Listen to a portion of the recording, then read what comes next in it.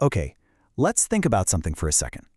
All the communication that happens at work, the constant flood of emails, the Slack messages, all those meetings, what is it all really for? What is the actual job we're trying to get done with all that back and forth? Well, that's the one question that most of our tools get completely and utterly wrong. They're all built on the assumption that the job is simply sending messages. But you know what? It's not. Not even close. See, the truth is, communication inside an organization is actually doing 5 very distinct, very important core jobs. And here's the massive problem. Until we actually understand what those jobs are, we're going to be stuck using tools that don't really help us do the work. All right, so let's break it down. Let's walk through them. What are these 5 core jobs that our communication is supposed to be doing?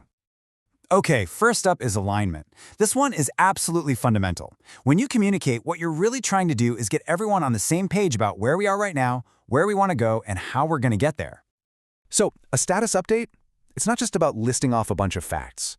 It's about creating a shared mental model, a picture in everyone's head of what's going on. And once you have that shared picture, what happens next? Well, that leads us straight into job number 2, decision-making. Think about it. So much of our work communication is really just trying to push decisions forward. When you send a proposal, you're not just describing a cool idea. No, you're handing the decision makers a complete package of context they need to say yes or no. What's the problem? What's the cost? What happens if we do nothing? So many brilliant ideas fail, not because the idea was bad, but because the communication failed to do the real job, which was enabling a decision. And this brings us right to job number 3. Coordination. This is all about making sure multiple people, multiple teams are all moving in lockstep. This is so critical in big companies where you've got people who don't even report to the same manager, but they all have to deliver one thing together. Like getting product, engineering, and marketing all perfectly aligned for a launch. The job isn't just to tell everyone the plan, it's to make absolutely sure every single person understands their part and what they have to do next.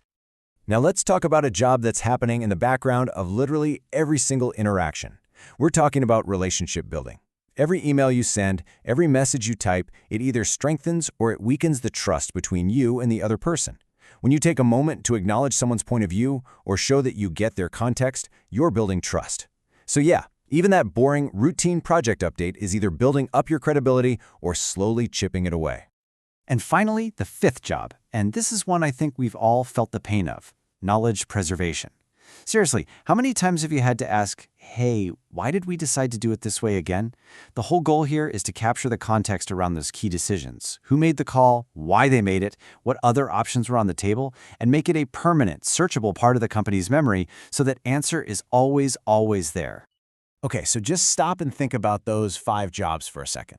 Alignment, decision-making, coordination, relationship building, and knowledge preservation. It's pretty obvious these are a world away from simply sending messages, right? And this is exactly where our tools are failing us. Most communication platforms, they're optimized for the easy stuff, the mechanics of transmission. Typing, sending, filing. But they do almost nothing to help with the 5 jobs that actually move work forward. We've literally been solving the wrong problem. We're automating the simple part, moving text around, while leaving all the hard work, all the real thinking, entirely on our shoulders. So, what's the hidden cost of this broken system?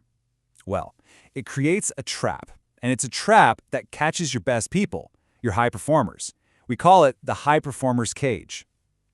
The more context you have, the better you are at your job, the more you become the go-to person for every little question like, hey, can you remind me why we decided that? Or what was the backstory on that project? And look, at first that feels good, right? It feels like you're valued, like you're indispensable. But over time, it absolutely becomes a cage. And that's the trap.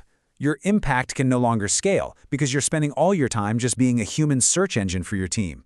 You can't grow. You can't take on new challenges because the whole organization is now dependent on the knowledge locked away inside your head. Your own success has literally trapped you. So how do we break out? We have to turn that personal knowledge into organizational infrastructure. When all that context lives in a shared, accessible system, not just in one person's brain, your high performers are finally freed up to do what they do best, create new value, instead of just repeating old information. And this really gets to the core idea, this huge shift in perspective. Communication is work. The job of communication isn't just to talk, it's to move the organization forward, period. And that's really the main takeaway here. Because once you start seeing communication as these 5 distinct jobs, you just can't unsee it, and you'll never be satisfied with tools that are just built for the simple act of transmission ever again.